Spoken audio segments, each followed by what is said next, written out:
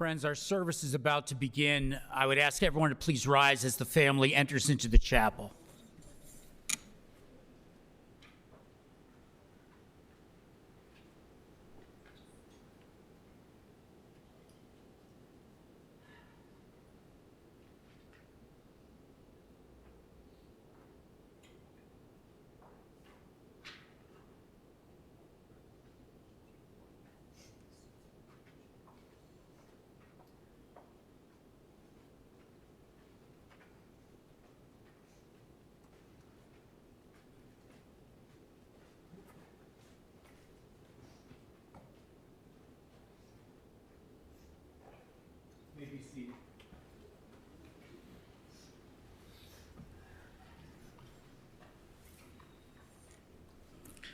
We're about to begin the service. Ms. Vera Burstyn, I would ask any of you who have a cellular device to please turn it to the off position.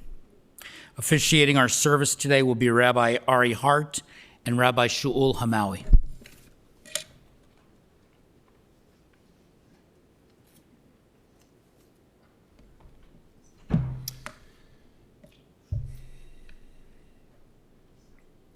We're here to remember today Vera Burstyn, Yehudit Bat Brian Dova Yehoshua.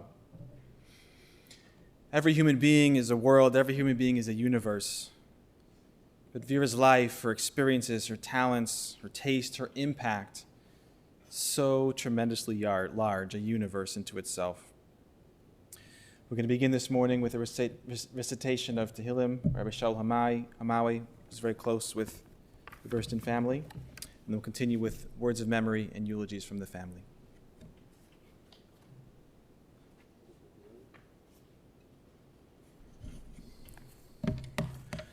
מזמור לדוד, אדוני רואי לא אחסר, בנודה שירביצני, ימי מנוחות תנהלני.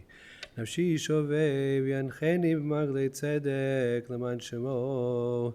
גם כי לגבי צל מוות לא ירא כי אתה עמדי, שבטך ומשענתך המה ינחמוני, תערוך לפני שולחן נגד צורי, נשענת בשם נורשי כוסי ויה, אך טוב וחסד ירדפוני כמי חיי, שבתי ביד אדוני לאורך ימים.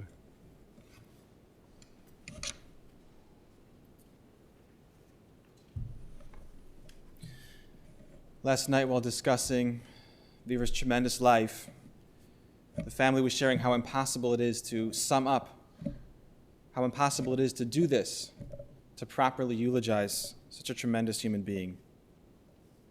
I'm going to begin by just sharing the origin story, which in its own is such a tremendous, powerful, inspiring, painful, beautiful story. And following that, we'll hear words from all of her children.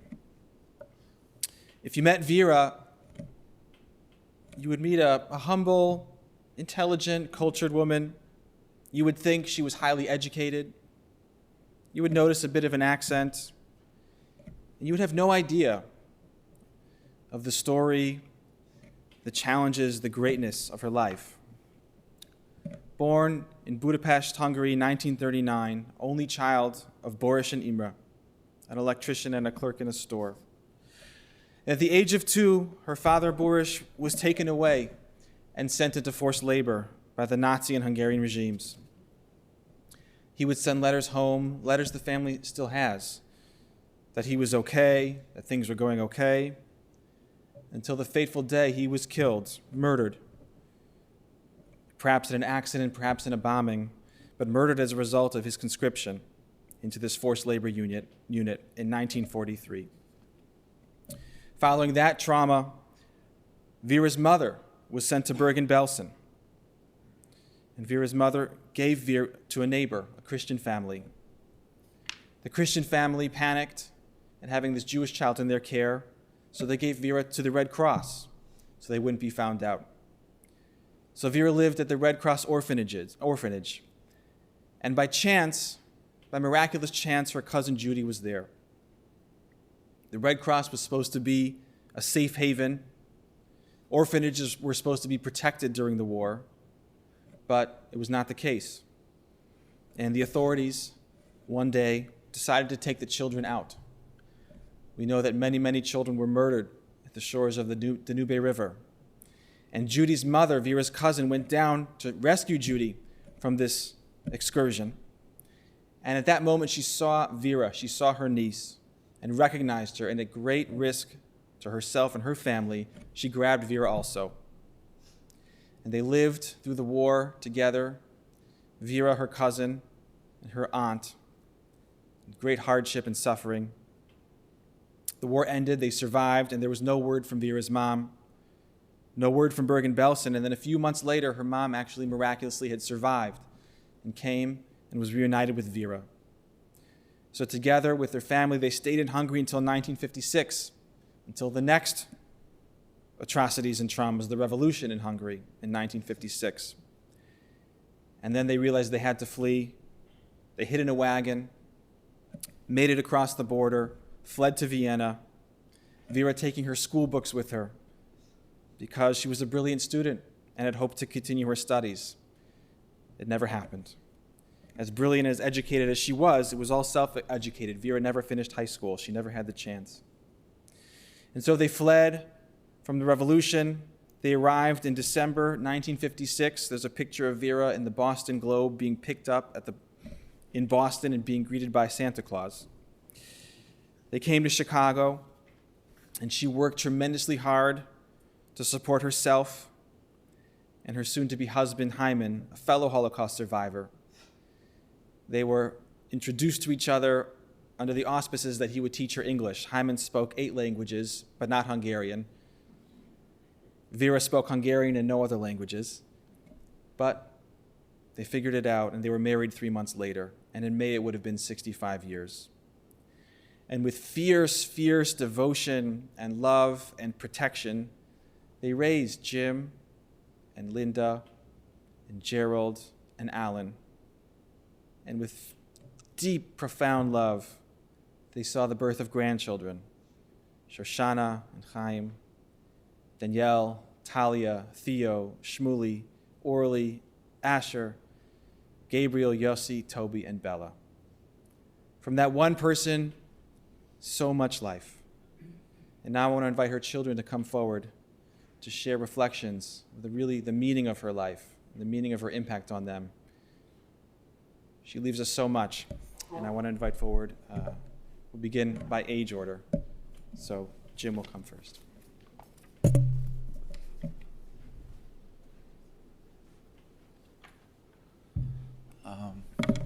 It's very difficult to put into words who my mother was. Very cultured, very sophisticated, very smart, but at the same time,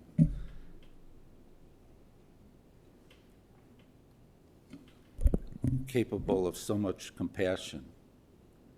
She invited people into her house. There was a cousin that she invited for a couple of years and showed her a tremendous amount of affection.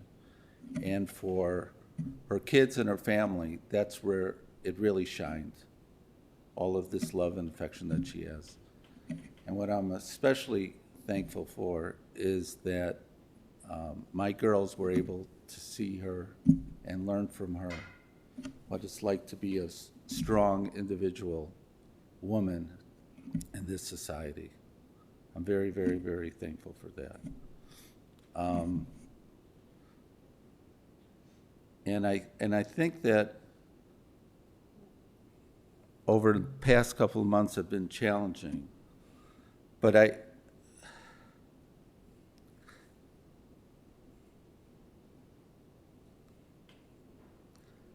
I don't think she really knew how deep everybody loved her. And I think that it comes from this source.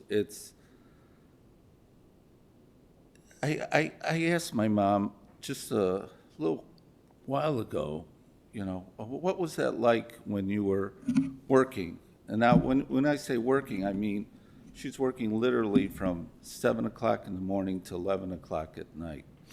She would get up, she would do her banking, and then she'd come back and drive people to school, and then she'd go to the store and do her work there, and then she would visit her mother, and then she'd go shopping, and then she'd come home and make dinner for everybody. Then she'd get ready for my dad, who would come home at 9:30 at night, and make another dinner, and then do the banking. And then by 11 or so, she was done. And I asked her, how did you do that? And for her, it was no big deal. Because it was for the family, and for her, it was no big deal. And everybody that came to the hospital showed so much love and affection for her, and I really don't think that she understood. I really don't think that she understood how deep that love was. And everything that comes in life has a gift. And I like to think that that was the gift that she received. She was so happy to see her children and her grandchildren and friends and affection from extended family. And that was the most appropriate send-off for her. And one of the things that she did, and we're very proud of, is that she was a spokesperson for the Illinois Holocaust Museum. And she spoke to, I don't know how many times or how many, literally thousands of people she reached out to. But she was able to educate them, and she was able to talk to them and let them know what her feelings was. And the center of what she said it was James Baldwin, who she loved James Baldwin. She loved Rabbi Milton Cantor because they were so well spoken. And here was somebody with very little education, but they were so well spoken and so put together. And she had a great appreciation for James Baldwin. And her central message was that hatred, discrimination ends poorly. It ends in violence. That to look upon another human being as being less than can only bring about violence. And my mother loved this country, and her grandmother, her mother, my grandmother, I've never met anybody who loved this country more than her mother. Never. Such a deep, deep affection for this country because it gave her an opportunity. And I need to say this, is that she always considered her mom and her aunt and uncle the true heroes, that they left Hungary when they had a life there and they didn't know English, and they did it for their family. And all the love that I came back to her. I really believe that. And so she's in a better place, and life is a wheel. And 2:30 last night,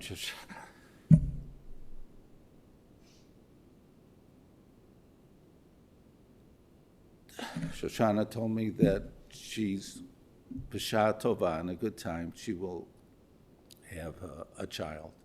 And if it's a girl, she'll name the girl after my mother.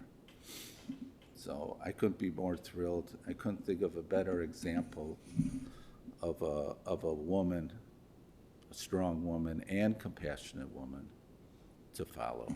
So, thank you.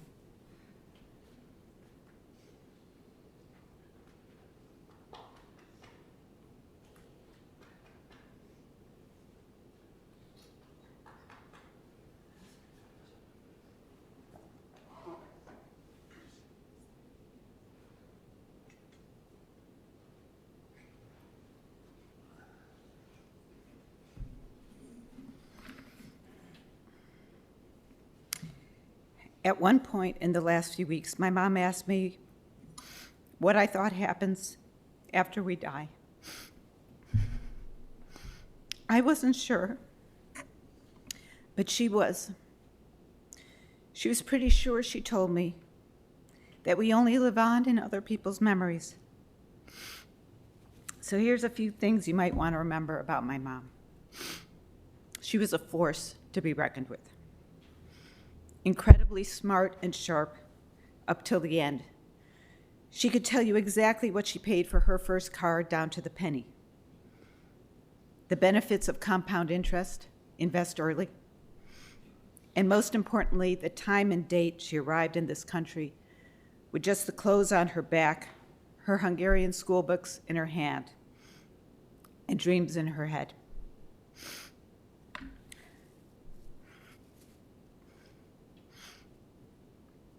Not long after that arrival, when she was 18, she met my dad, as you heard, also a Holocaust survivor.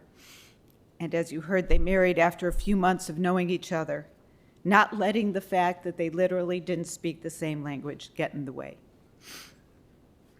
Truth is, it wasn't just that these two got married. More accurately, they joined forces.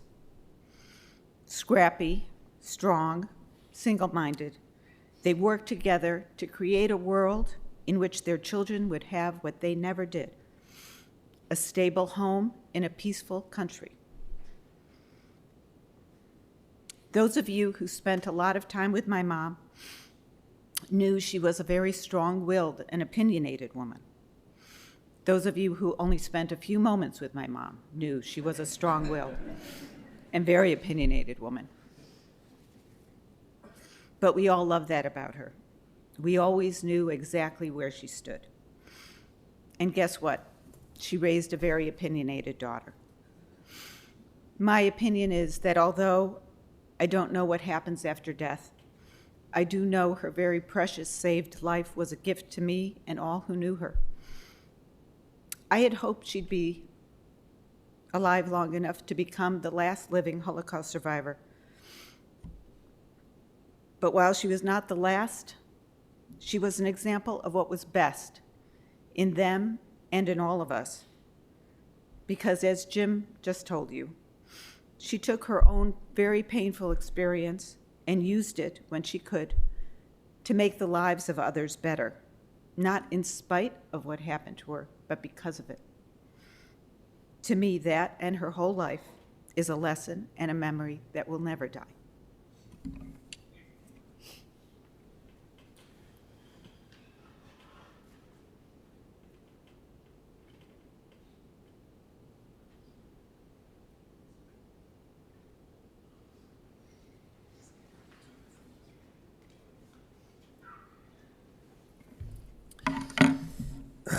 I'd like to start at the end of my mother's life.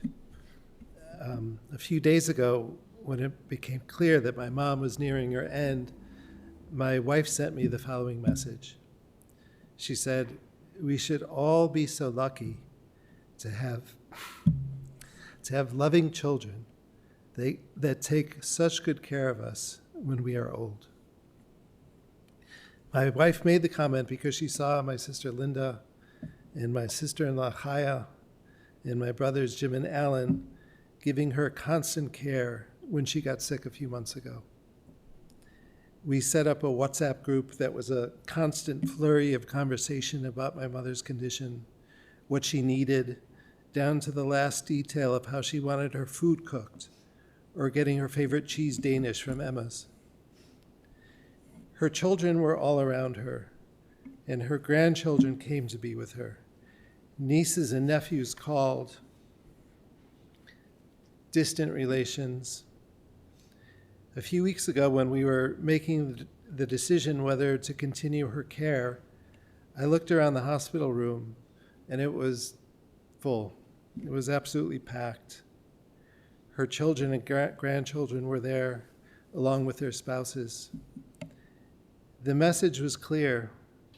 We were saying, "Mom, Grammy, Vera, we love you, and we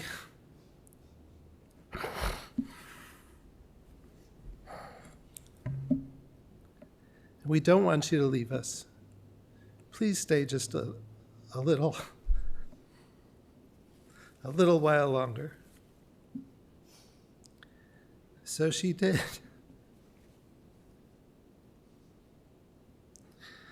She stayed with us for a few more weeks. And I dare say it's not because she thought that she had such a great prognosis that she would have a chance to live much longer, but because she loved us and she wanted to give us a final gift, even if that meant she would suffer a little longer. So I'd like to slightly amend my wife's bracha. We should all have parents who care about us so much and give us so much that all we can think about is giving back to them at the end of their lives. My favorite personal story about my mother's giving took place on an airplane about 35,000 feet in the air. I was a teenager, and we were on our way to a vacation. I think it was Lake Tahoe, my brother says. And when I was a kid, I used to get sick a lot, whether it was in the car, in a boat, on a plane. I don't have to explain what that means. And I was sick on the plane, and I remember getting up from my seat, and my mother came with me. And when we got to the area, to the bathroom, there was a line. And unfortunately, I couldn't wait. And I'm not saying this I don't mean to gross people out, but so I had to do what I had to do. And my mother's gesture was this. And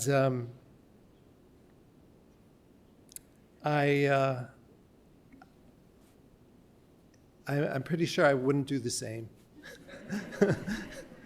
for my children. And it shows to me that my mother was really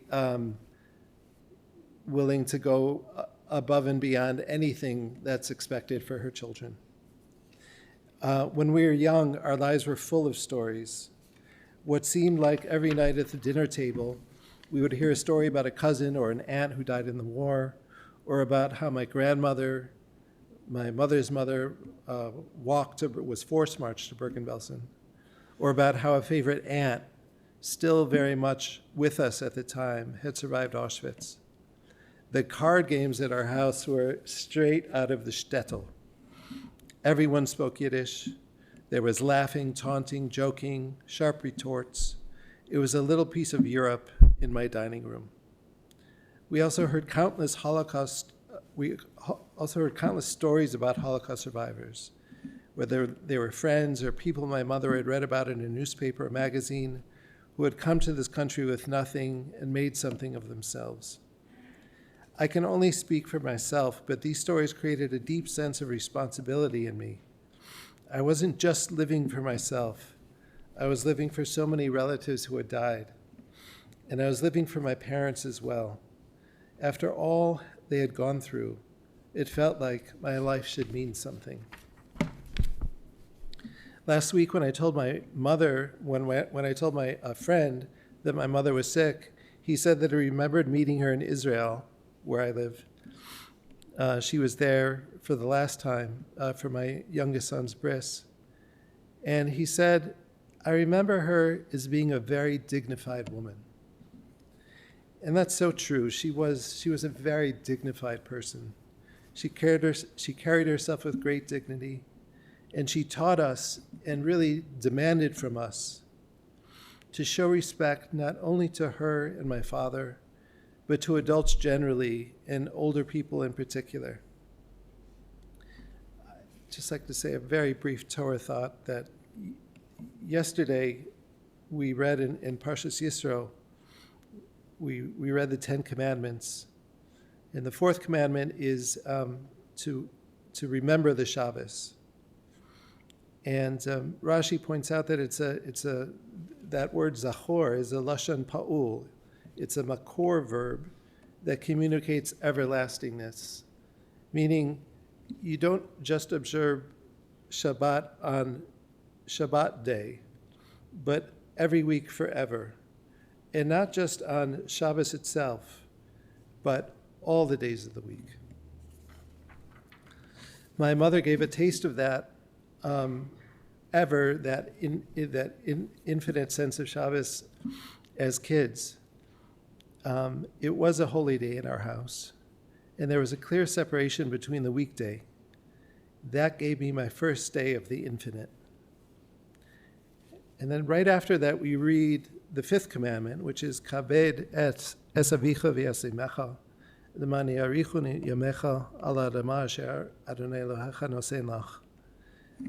You should honor your father and mother in order that you should lengthen your days on the Adama, on the land that Hashem gave you. And I looked this morning, and Rav Hirsch comments that Yetziat Mitzrayim, the Exodus from Egypt, and Matan Torah, the receiving of the Torah, are the two basic facts in the history of the Jewish people. These two facts are historical truths. However, the sole guarantee of their authenticity is tradition. And tradition depends solely on its faithful transmission from parents to children, and on its willing acceptance by children from the hands of their parents. And he goes on to say that, accordingly, Kibud Av V'Em is the basic condition for the eternity of the Jewish people.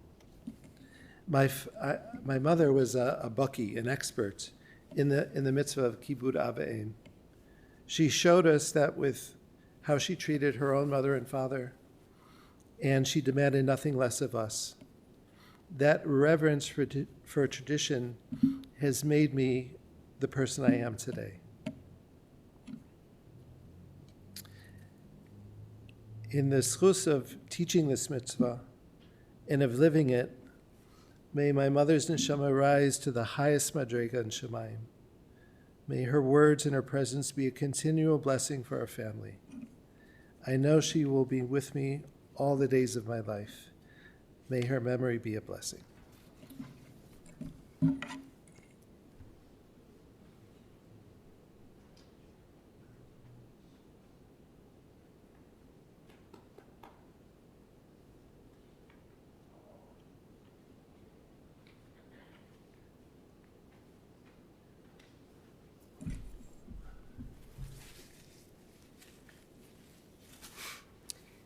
As the youngest child in the family, Mom used to call me the caboose.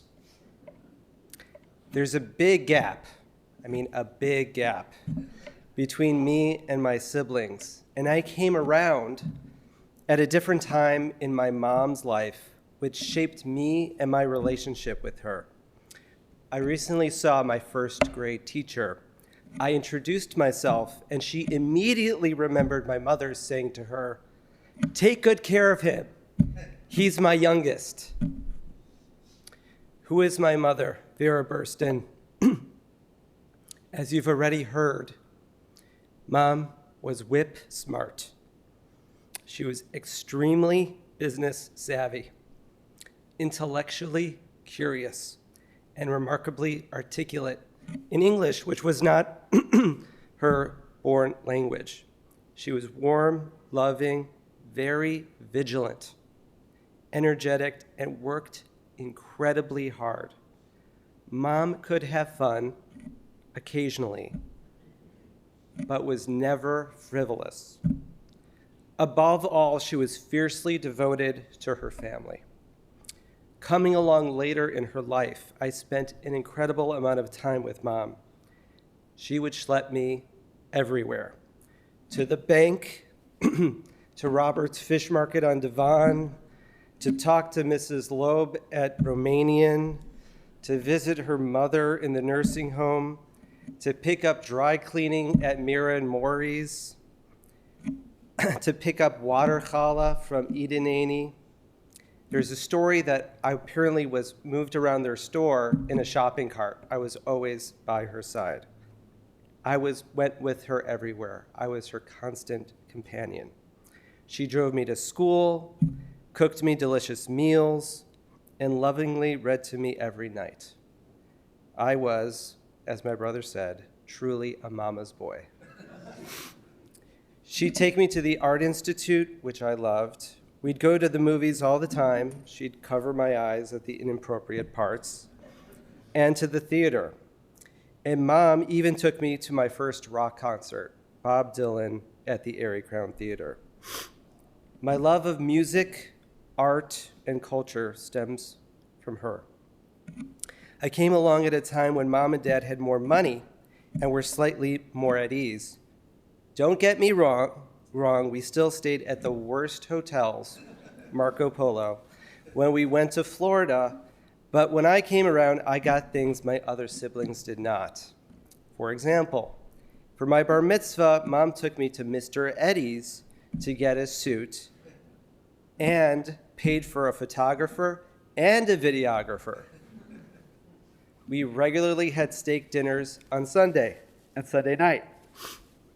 But the biggest impact their financial situation had on me was Mom's decision to send me to day school. My siblings had mostly attended public school and Hebrew school, but I went to day school starting in kindergarten. I went to Hillel Torah, attended Camp Mosheva, I had a crown, Yeshivat HaKotel, and Brandeis.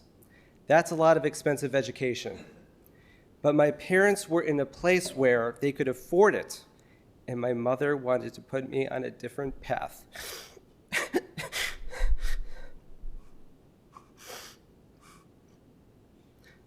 Mom, it was because of the choices you made that I am the person I am today and have the life that I lead. It's all because of you. At every stage of my life, you guided and nurtured me with such great care. You were so proud of me and all of us. But most of all, your very being was the greatest treasure. You were a living embodiment of resilience, devotion to everyone in the family, and seichel, common sense. After college, I moved to New York, but eventually our family moved back to Skokie. You formed a close relationship with my wife, Chaya. She remembers all the lunches at Emma's, all the conversations about the family history and relationships. You opened your heart to her. She knows your order at Emma's: a waffle with nothing on it and a cup of hot water, but not too hot. Our children were so blessed to have you in their lives. Just like me, you schlepped them everywhere and expressed your love for them through food. You loved every minute you got to spend with them. You would randomly call us and say, I'm in the neighborhood. Can I drop by to see the kids? But the truth was, this was your gentle way of asking to come over, since you practically lived in the neighborhood only a mile away. They will always remember and love their Grammy. Over the past few weeks during Mom's time in the hospital, and even before, as I've been processing her life and what it all means, I found myself connecting her story to the Torah. How, like Moshe, whose life was saved by brave women who stepped up to rescue him from the Nile, her life was saved by Judy and Judy's mother, who rescued Mom from being killed and thrown into the Dunau River. Or how her mother's life resembled the transformation that Abraham's family experienced. Abraham came so close to losing his only remaining child at the Akedah, but instead his family, over time, grew to 12 tribes. You too were spared from death and now have 12 grandchildren, 6 boys and 6 girls. But the essence of who you were, and there's a lot, is best captured in Eshet Chayil. When I read Eshet Chayil, there's a lot in it that I think of really applies to Mom, but this in particular. Oz v'hadar levusha, v'tizchak liyom acharot. Strength and dignity are your garment. She smiles as she faces the future. You were always clothed in dignity and strength every moment of your life, no matter where you were or what you were doing. And because of that, and because of all you were, all you gave to others, to me and the whole family, you can face the future and smile, knowing that you will live on in us forever.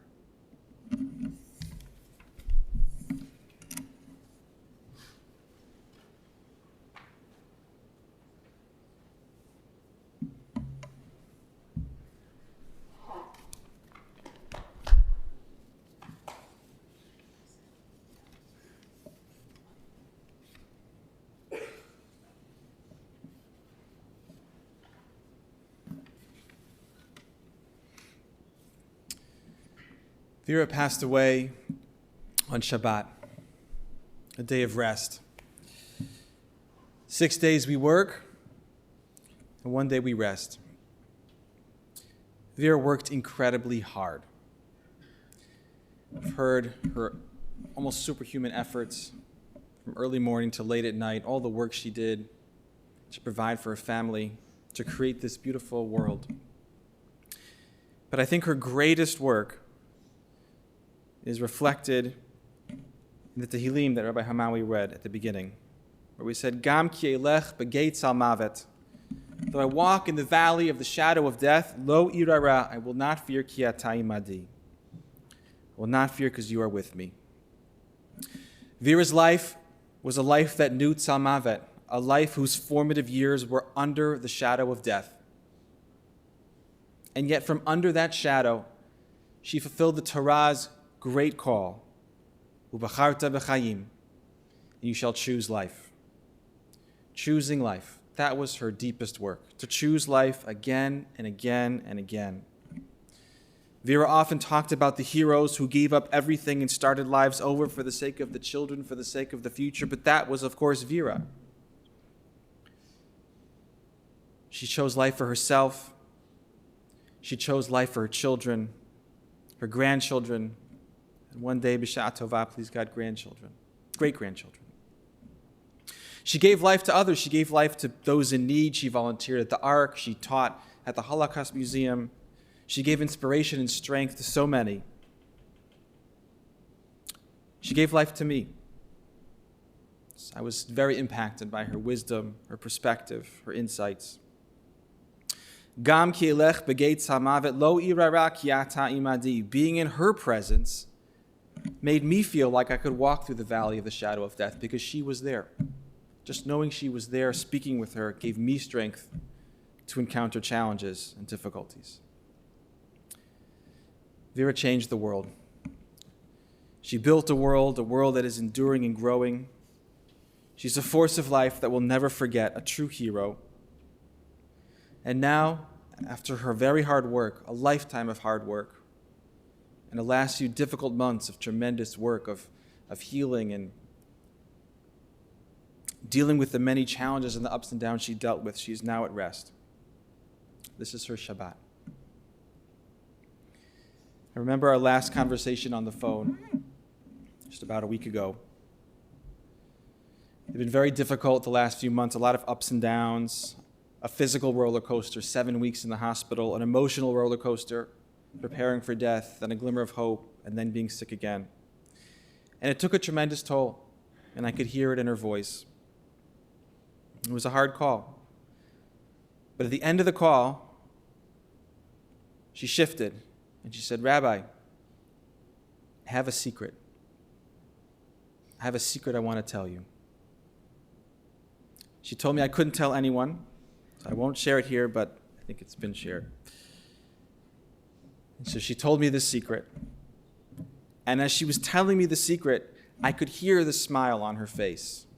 I could hear it. I could hear it breaking across her face. V'tischak l'yom ha'acharon. Till the very end, she found something to smile about, something deep to smile about. And to me, that secret that she told me encompassed everything about her. Her resilience, her belief in the future, her hope, that hard-earned smile. That was Vera Burstyn. She knew it was time, but we weren't ready to let her go. But she knew it was time because her work had been completed. It was time for her Shabbat. She chose life. She taught us to choose life. She left us with a legacy of love and hope and strength and fortitude and toughness that will echo in our lives and in the lives of generations to come. Tehei nishmatat rab Chaim, may her soul be bound up in the bonds of life, and may her memory always be for a blessing for us all. I want to invite you to rise now. We'll recite the Kalmale.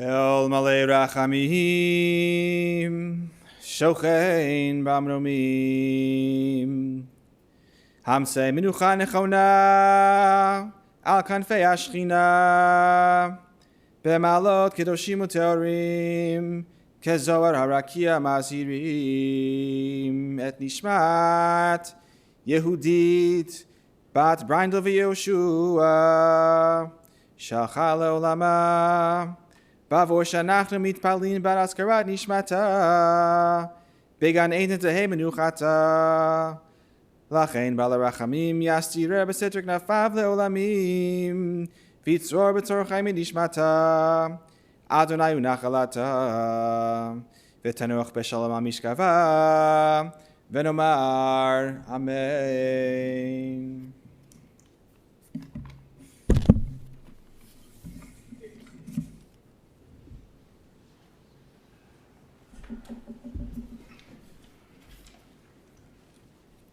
This concludes our service here in the chapel.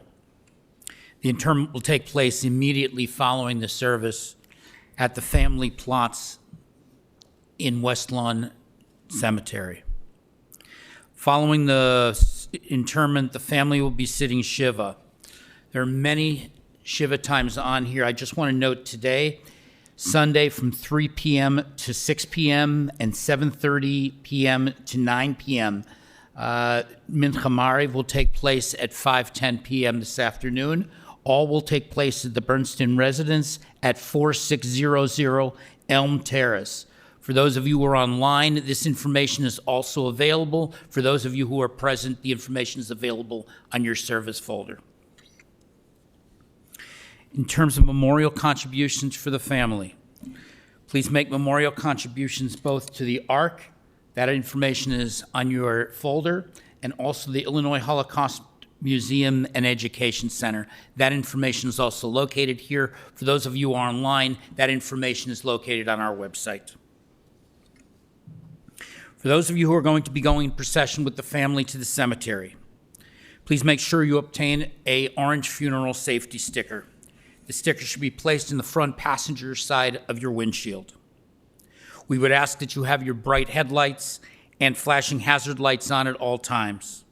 For an additional measure of safety, our staff will be placing magnetic flags on the tops of the vehicles throughout the procession.